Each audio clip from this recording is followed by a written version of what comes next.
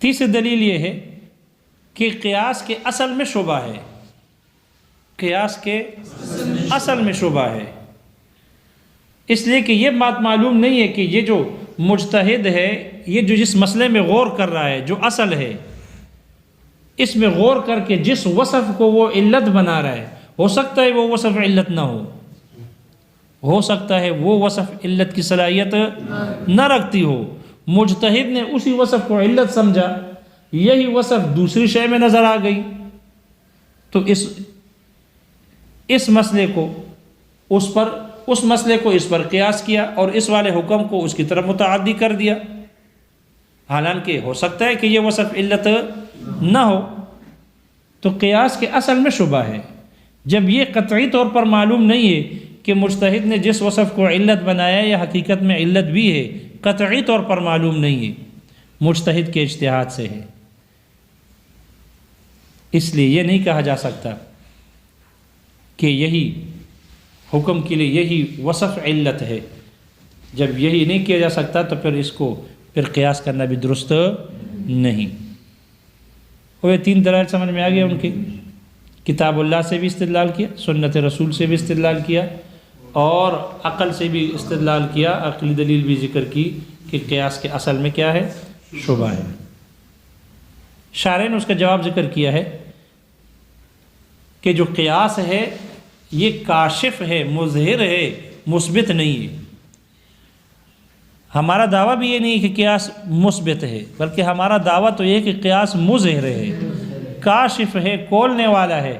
جو چیز کتاب میں ہے اس کا کھولنے والا ہے، اس کا کھولنے والا ہے، ثابت کرنے والا ہے نہیں۔ جب ثابت کرنے والا نہیں ہے بلکہ کھولنے والا ہے، بیان کرنے والا ہے، ظاہر کرنے والا ہے، تو اس کا ظاہر ہونے، کھولنے والا ہونا یہ کتاب اللہ کے مباین نہیں ہے۔ کتاب میں ہر چیز بیان کی گئی ہے، کتاب میں ہر چیز کو بیان کیا گیا ہے، لیکن کبھی وہ جلی ہوتی ہے، ظاہر ہوتی ہے، کبھی وہ خفی ہوتی ہے۔ قیاس اس کو ظاہر کر دیتی ہے، کھول دیتی ہے۔ لہذا قیاس کے لیے مظہر ہونا یا کاشف ہونا یہ کتاب اللہ کے مباین نہیں ہے۔ کتاب میں ہر چیز بیان کی گئی ہے تو اس کے بیان کے مخالف نہیں ہے، معارض نہیں ہے۔ اس لیے قیاس کے ناجائز ہونے سے اس آیت سے استدلال کرنا درست نہیں۔ دوسری دلیل کا یہ جواب دیا ہے کہ یہ جو بنی اسرائیل کے بارے میں آپ علیہ السلام نے ان کی قیاس کی مذمت کی، تو اس کا جواب یہ ہے کہ بنی اسرائیل کا قیاس تعنت اور عناد پر مبنی تھا، ان کا قیاس شرارت پر مبنی تھا، سرکشی کی وجہ سے تھا، جبکہ ہمارا قیاس حکم شرعی کے ظاہر کرنے کے لیے ہے۔ اس لیے ان کو آپ علیہ السلام نے آپ نے ان کی مذمت کی اور وہ گمراہ خود بھی ہو گئے، دوسروں کو بھی گمراہ کر دیا، اس لیے کہ ان کا قیاس احکام شرع کے ظاہر کرنے کے لیے نہیں بلکہ محض شرارت کے لیے اور سرکشی کی وہ کے لیے تھا، اس لیے وہ گمراہ خود بھی گمراہ ہو گئے اور ان کو بھی گمراہ کر دیا، اور آپ علیہ السلام نے ان کی مذمت کی۔ جبکہ ہمارے قیاس جو ہے وہ اظہار حکم کے لیے ہے، احکام شرعیہ کے ظاہر کرنے کے لیے ہے، شرارت اور تعنت کے طور پر نہیں ہے۔ اس لیے اس سے استدلال کرنا قیاس کے ناجائز ہونے پر یہ درست نہیں۔ تیسری دلیل کا جواب یہ دیا کہ ٹھیک ہے، یہی ہم بھی باتیں ہیں کہ قیاس کے اصل میں شبہ ہے، قیاس کے اصل میں شبہ ہے، یہ ہم بھی مانتے ہیں کہ ہو سکتا ہے یہ وصف جس وصف کو مجتہد نے علت سمجھا ہو وصف علت نہ ہو، لیکن اصل میں شبہ ہونے کے باوجود قیاس موجب للعمل ہے لیکن موجب للعلم نہیں ہے، موجب للعلم نہیں ہے۔ اس لیے شبہ ہونے کے باوجود یہ عمل کرنے کے منافی نہیں، اس سے احکامات واجب ہو سکتے ہیں، تو موجب للعمل ہے لیکن موجب للعلم والیقین نہیں ہے، عقیدہ لازم نہیں، لہذا یہ یقین کو تو واجب نہیں کرتا لیکن عمل کو واجب کرتا ہے۔ جیسے کہ خبر واحد ہے، اصل کے اعتبار سے وہ یقینی ہے لیکن ہم تک پہنچنے میں اس کا ایک شبہ آ گیا، تو شبہ کے باوجود بھی وہ موجب للعمل ہے، موجب للعلم والیقین نہیں ہے، اگرچہ وہ اصل کے اعتبار سے یقینی ہے، اور قیاس اصل کے اعتبار سے اس میں شبہ ہے، لیکن اصل کے اعتبار سے شبہ ہونا اس کے موجب للعمل ہونے کے منافی نہیں، ہاں موجب للعلم ہونے کے منافی ہے، اور وہ ہم بھی اس کے قائل نہیں ہے، ہم بھی کہتے ہیں کہ یہ موجب للعلم نہیں، لیکن موجب للعلم نہ ہونے سے اس کا موجب للعمل ہونا لازم نہیں آتا۔ ایسا ہو سکتا ہے کہ موجب للعلم نہ ہو، یقین کو واجب کرنے اور ثابت کرنے والا نہ ہو، لیکن پھر بھی عمل کو واجب کرنے والا ہو، جیسے کہ خبر واحد ہوتی ہے۔ خبر واحد ظنی ہوتی ہے، موجب للعمل ہے لیکن موجب للعلم والیقین نہیں ہے۔ تو کسی شے کا موجب للعلم اور والیقین نہ ہونا اس کے موجب للعمل ہونے کے منافی نہیں ہے، اس لیے جائز ہے کہ یہ موجب للعمل بن جائے اگرچہ موجب للعلم والیقین نہ ہو۔ اور ان کی 3 دلائل کا جواب سمجھ میں آ گیا۔ مصنف کہتے ہیں کہ یہ نقلاً بھی قیاس حجت ہے، نقلاً بھی حجت ہے اور عقلاً بھی حجت ہے۔ نقل ہونے پر 2 دلیلیں ذکر کی۔ ایک دلیل ہے کہ اللہ تعالیٰ کا فرمان ہے فَاعْتَبِرُوا يَا أُولِي الْأَبْصَارِ، اعتبروا عبرت پکڑو، اعتبار کرو، یا اولی الابصار اے آنکھوں والو، اے بصیرت رکھنے والو، اے فہم و فراست رکھنے والو، فاعتبروا عبرت پکڑو، اعتبار کرو۔ اعتبار کہتے ہیں، شارح کہتے ہیں اعتبار کہتے ہیں رد الشیء الی نظیرہ، رد الشیء الی نظیرہ، شے کو اس کی نظیر کی طرف لوٹانا، اس کو کہتے ہیں اعتبار۔ شے کو اس کے مثل اور نظیر کی طرف لوٹانے کو کہتے ہیں اعتبار۔ فَكَأَنَّهُ قَالَ، شارح کہتے ہیں گویا کہ اللہ نے فرمایا قیسو، کیا کرو، قیسو الشیء علی نظیرہ، شے کو اس کے مثل اور نظیر پر قیاس کرو۔ اور یہ حکم عام ہے، شامل ہے، ہر قیاس کو شامل ہے۔ یہ قیاس ہر قیاس کو شامل ہے، چاہے عبرتناک سزاؤں کو عبرتناک سزاؤں پر قیاس کرنا ہو، جیسے کہ یہ آیت انہی کے بارے میں نازل ہوئی، اور چاہے کہ فروع شرعیہ کو اصول شرعیہ پر قیاس کرنا ہو، کیونکہ یہ قیاس عام ہے۔ جب عام ہے تو سزاؤں کو سزاؤں پر قیاس کرنا بھی اس میں داخل، اور فروع شرعیہ کو احکام شرعیہ پر قیاس کرنا، اصول شرعیہ پر قیاس کرنے کو بھی شامل ہے۔ تو قیاس کی حجیت یہ ثابت ہوگی اس نص سے، اس آیت سے ثابت ہوگی، نص سے، یعنی اشارت النص سے، عبارت النص نہیں خیال کرنا، اشارت النص سے ہے۔ اس لیے موشی کہتے ہیں بعض حضرات نے اس کو عبارت النص سے ثابت کرنے کی کوشش کی، عبارت النص نہیں ہے بلکہ اشارت النص سے، اس لیے قیاس کی حجیت ثابت ہو گئی۔ دوسری دلیل نقلاً جو ہے حضرت معاذ ابن جبل رضی اللہ عنہ کی روایت ہے، ان کے بارے میں ہے کہ حضرت معاذ ابن جبل رضی اللہ عنہ کو جب آپ علیہ السلام نے یمن بھیجا، یعنی یمن بھیجنے کا ارادہ کیا، تو ان کو وصیتیں کی کہ آپ نے یمن والوں کے ساتھ اس طرح پیش آنا ہے، یہ کام کرنا ہے، وہ کام کرنا ہے۔ ان وصایا میں سے، ان وصیتوں میں سے ایک بات یہ تھی کہ آپ نے حضرت معاذ رضی اللہ عنہ سے پوچھا کہ یا معاذ بما تقضی، آپ کس چیز کے ذریعے سے فیصلہ کرو گے ان کے درمیان میں؟ تو حضرت معاذ رضی اللہ عنہ نے فرمایا اقضی بکتاب اللہ، میں اللہ کی کتاب کے ذریعے سے فیصلہ کروں گا۔ آپ نے فرمایا فَإِن لَمْ تَجِدْ فی کتاب، فَإِن لَمْ تَجِدْ، اگر تم کتاب اللہ میں نہ پاؤ پھر کیا کرو گے؟ تو آپ نے فرمایا فَبِسُنَّةِ رسول اللہ صلی اللہ علیہ وسلم، پھر اللہ کے رسول کی سنت کے ذریعے سے فیصلہ کروں گا۔ آپ نے فرمایا فَإِن لَمْ تَجِدْ، اگر تم اس میں بھی نہ پاؤ، پھر آپ نے فرمایا اجتہد برأیی، میں اپنے رائے سے اجتہاد کروں گا، غور و فکر کروں گا، دیکھوں گا کہ یہ مسئلہ اگر نہ کتاب اللہ میں ہے نہ سنت رسول میں ہے، تو آیا اس جیسا کوئی حکم ہے آگے پیچھے کتاب اللہ سنت رسول میں؟ ہم اس کو اس کے مثل کی طرف لوٹائیں گے۔ اجتہد برأیی، میں اپنے رائے سے اجتہاد کروں گا۔ تو آپ علیہ السلام نے فرمایا فقال رسول اللہ صلی اللہ علیہ وسلم الحمد للہ الذی وفق رسول رسولہ بما یرضی بہ رسولہ، تمام تعریف ہے اس اللہ کے لیے کہ جس نے اپنے رسول کے رسول کو جس نے اپنے رسول کے قاصد کو اس چیز کی توفیق دی کہ جس پر اللہ کا رسول خوش ہے، راضی ہے۔ معلوم ہوا کہ قیاس حجت ہے۔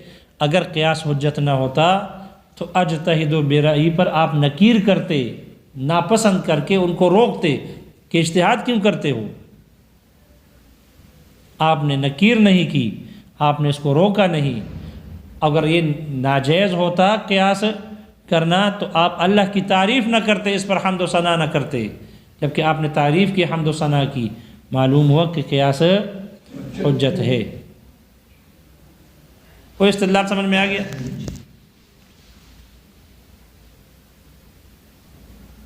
شارح کہتے ہیں یہ اعتراض نہ کیا جائے کہ یہ حدیث تو کتاب اللہ کے منافی ہے، کتاب اللہ کے مناقض ہے، معارض ہے، اس لیے کہ کتاب اللہ میں اللہ تعالیٰ نے فرمایا ما فرطنا فی الکتاب من شیء، ہم نے کتاب اللہ میں سے کچھ بھی نہیں چھوڑا، کوئی چیز ہم نے نہیں چھوڑی کتاب میں جو کتاب میں نہ ہو۔ تو کتاب اللہ میں تو ہے کہ ما فرطنا فی الکتاب من شیء، اور یہاں کہتے ہیں فَإِن لَمْ تَجِدْ، اگر کتاب اللہ میں نہ ملے تو پھر یہ کیسے کہا جاتا ہے کتاب اللہ میں نہ ہو؟ اللہ خود فرماتا ہے کہ کتاب اللہ میں ہم نے کوئی ایسی چیز کوئی چیز ہے نہیں جو ہم نے چھوڑی ہو، سب کتاب اللہ میں ہے۔ اس اعتراض سمجھ میں آ گیا؟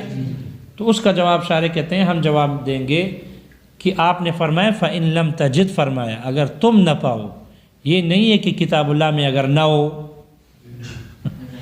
آپ نے تو یہ نہیں فرمایا کہ کتاب اللہ میں اگر نہ ہو پھر کیا کرو گے؟ آپ نے فرمایا فَإِن لَمْ تَجِدْ، اگر تم کتاب اللہ میں نہ پاؤ پھر کیا کرو گے؟ تو انہوں نے کہا کہ میں سنت رسول سے فیصلہ کروں گا، اور یہ عدم وجدان اس کے نہ ہونے کا تقاضا نہیں کرتی۔ آپ کو نہیں ملا تو یہ مطلب نہیں ہے کہ ہے ہی نہیں۔ اصول موضوع نمبر کون سا ہے؟ آپ پڑھ چکے ہو اصول موضوع، پڑھے نہیں پڑھے؟ ہاں، کسی چیز کا نہ ملنا یا ذہن میں نہ آنا اس کے نہ ہونے کی دلیل نہیں ہوتی۔ یہ بہت کام کی کتاب ہے اگر کام سے پڑھا جائے۔ یہ بات سمجھ میں آ گئی؟ لہذا یہ عدم وجدان اس کے کتاب اللہ میں نہ ہونے کا تقاضا نہیں کرتے، اس کے معدوم ہونے کا تقاضا نہیں کرتا۔ معقول پھر لے لیں گے۔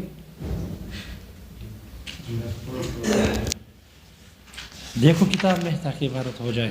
باب القیاس، یہ باب ہے قیاس۔ القیاس فی اللغت التقدیر، قیاس لغت میں اندازے کرنے کو کہتے ہیں، اندازہ لگانے کو، اندازہ کرنے کو۔ وفی الشرع، یہ کتاب درمیان میں کرو تاکہ ادھر بھی نظر آ جائے۔ وفی الشرع، اور شریعت میں تقدیر الفرع بالاصل فی الحکم والعلت، فرع کو اصل کے ساتھ اندازہ کرنا حکم اور علت میں، اندازہ کرنا یعنی ملانا۔ شارح کہتے ہیں انما فسر بہذا التفسیری، ماتن نے قیاس کی تعریف کی اس تعریف کے ساتھ، تفسیر کی یعنی تعریف کی اس تعریف کے ساتھ کی، لأنہ اقرب الی اللغت بقلت التغییر، اس لیے کہ یہ توڑی تبدیلی کر دینے سے لغت کے زیادہ قریب ہے۔ وما یتوہم، اور شارح کہتے ہیں یہ جو وہم کیا جاتا ہے انہ لا یشمل القیاس بین المعدومین، کہ یہ دو معدوموں کے درمیان قیاس کو شامل نہیں، یہ تعریف کا قیاس عدیم العقل بسبب الجنون، جیسے جنون کی وجہ سے عدیم العقل کا قیاس کرنا علی عدیم العقل بسبب الصغر، صغر کی وجہ سے معدوم العقل پر، عدیم العقل پر، اس کو شامل نہیں۔ لأنه لا يطلق عليه الفرع والاصل، اس لیے کہ اس پر فرع اور اصل کا اطلاق نہیں کیا جاتا۔ شارح کہتے ہیں یہ جو وہم کیا جاتا ہے فباطل، یہ وہم باطل ہے۔ لأن لا نسلم، اس لیے کہ ہم تسلیم نہیں کرتے، انه لا يطلق الاصل والفرع على المعدوم، کہ معدوم پر اصل و فرع کا اطلاق نہیں کیا جاتا، یہ ہم تسلیم نہیں کرتے۔ وقیل، اور کہا گیا، قائل صاحب تنقیح ہے، وہ کہتے ہیں وہ تعدیۃ الحکم من الاصل الى الفرع، قیاس جو قیاس ہے وہ حکم کو متعدی کر دینا ہے اصل سے فرع کی طرف۔ یہ صاحب تنقیح قائل اس تعریف کے، انہوں نے کہا، شارح کہتے ہیں وہ باطل، لیکن یہ کیا ہے؟ باطل ہے۔ کیوں؟ لأن حکم الاصل قائم به، اس لیے کہ اصل کا حکم اصل ہی کے ساتھ قائم ہے، لا يعد منہ، اس سے متعدی نہیں کیا جاتا، وإنما يعد مثلہ، البتہ اس حکم کے مثل کو متعدی کیا جاتا ہے، ولذا قیل، اس وجہ سے کہا گیا، یعنی مصنف منار نے کہا ابو منصور ماتریدی کے حوالے سے قیاس کی تعریف کی، ہوا ابانۃ مثل حکم احد المذکورین، مذکورین میں سے ایک کے حکم کی مثل کو ظاہر کر دینا، بمثل علتہ، اسی کی علت جیسی کی وجہ سے، فی الآخر، دوسرے میں حکم کو ظاہر کر دینا۔ فاختیرہ لفظ الابانت، شارح کہتے ہیں ابانت کے لفظ کو اختیار کیا گیا، لأن القیاس مظہر، اس لیے کہ قیاس مظہر ہے، ظاہر کرنے والا ہے، لا مثبت، نہ کہ ثابت کرنے والا ہے۔ وزید لفظ المثل، اور مثل کے لفظ کو بڑھا دیا گیا، لأن المعد، اس لیے کہ جس شے کو متعدی کیا جاتا ہے، وہ مثل الحکم لا عین الحکم، وہ حکم کا مثل ہوتا ہے، نہ کہ بعینہ حکم۔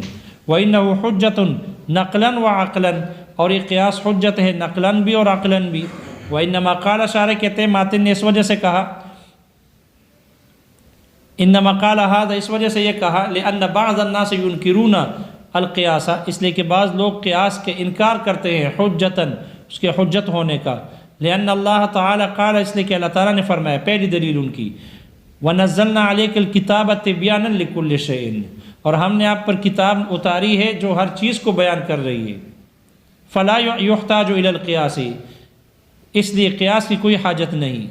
دوسری دلیل، وَلِأَنَّ النَّبِيَّ صلی اللہ علیہ وسلم قال، اور اس وجہ سے کہ آپ علیہ الصلوۃ والسلام نے فرمایا، لم یزل امر بنی اسرائیل مستقیما، بنی اسرائیل کا معاملہ ہمیشہ سیدھا رہا، درست رہا، حتیٰ کثرت فیہم اولاد السبایا، یہاں تک کہ ان میں قیدیوں کے اولاد بڑھ گئی، قیدیوں کی اولاد بڑھ گئی، لونڈیوں کی اولاد بڑھ گئی۔ فقاسو، تو انہوں نے قیاس کیا، ما لم یکن، جو چیز نہیں تھی ان کو قیاس کیا، بما، ان احکامات پر، قد کان، جو موجود تھے، فضلوا واضلوا، تو وہ خود بھی گمراہ ہو گئے اور اوروں کو بھی گمراہ کر دیا۔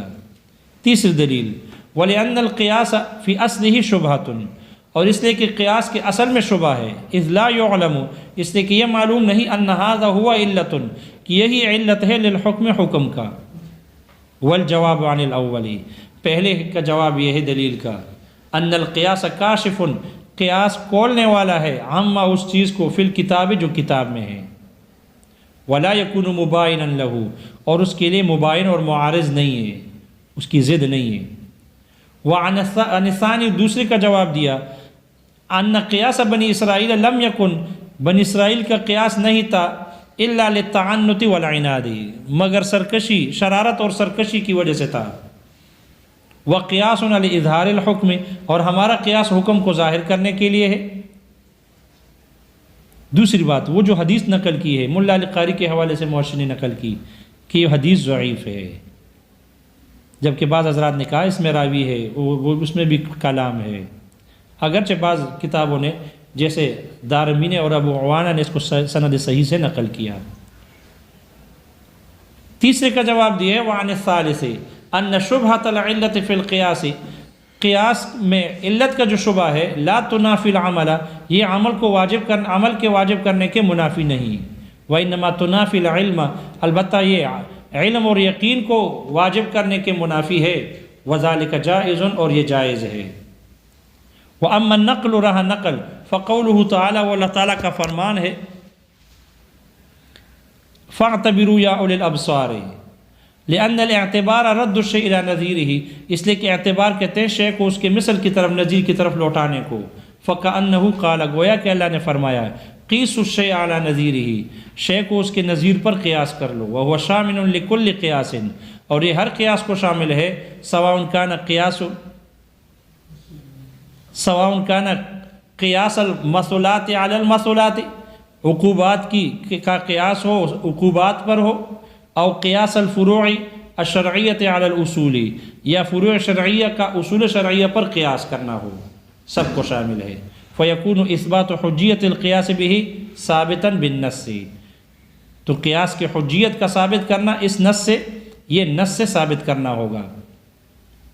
وہ حدیث معاذ معروف، اور حضرت معاذ بن جبل رضی اللہ عنہ کی حدیث یہ معروف اور مشہور ہے، وہ ہوا اور وہ روایت ہے معرویہ جو بیان کیا گیا ان النبی صلی اللہ علیہ وسلم، آپ علیہ الصلوۃ والسلام نے حین بعث معاذ، جب حضرت معاذ رضی اللہ عنہ کو بھیجنے کا ارادہ کیا الی الیمن، یمن، قال له، تو آپ نے فرمایا ان سے بما تقضی یا معاذ، معاذ کس چیز سے فیصلہ کرو گے؟